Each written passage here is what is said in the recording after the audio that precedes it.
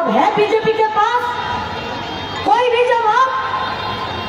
जिज्ञेस करुन बीजेपी के election commission के व्यवहार करे ভোটার লিস্টে নাম আপনার কে ভোটার হবে কে ভোটার হতে পারবে না কে ভোটার থাকবে কে থাকবে না এসআইআর এর নামে মানুষকে হয়রান করা নাম লাগায় কোথায় স্বামীর নাম লাগায় কিচ্ছু জানে না আর চলে এসেছে এসআইআর করতে আর ধূপ ধুনো দিয়ে এদেরকে বাইরে রাস্তায় দাঁড়িয়ে তৃণমূল এদেরকে উৎসাহিত করছে।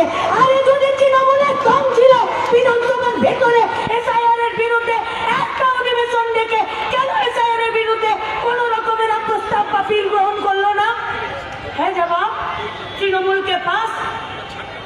শুধু তৃণমূলের কাছে একটাই জবাব আছে, কি?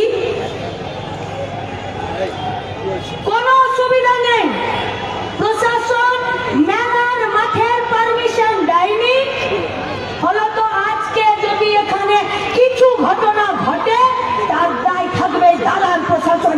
আমরা নেব না দায়।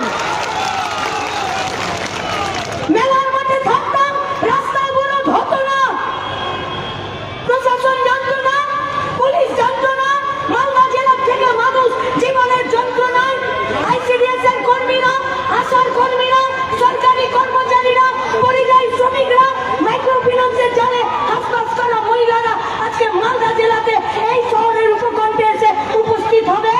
আর তা নেই কা অ্যাডমিনিস্ট্রেশন কো পুলিশ জানতো না? সব জানতো, সব।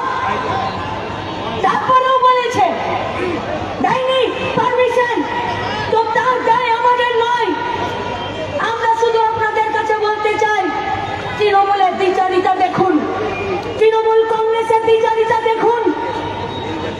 এদের আইপ্যাকের ঘরে ইডির রেড পড়ে যায়, এরা দৌড়ে চলে যায়।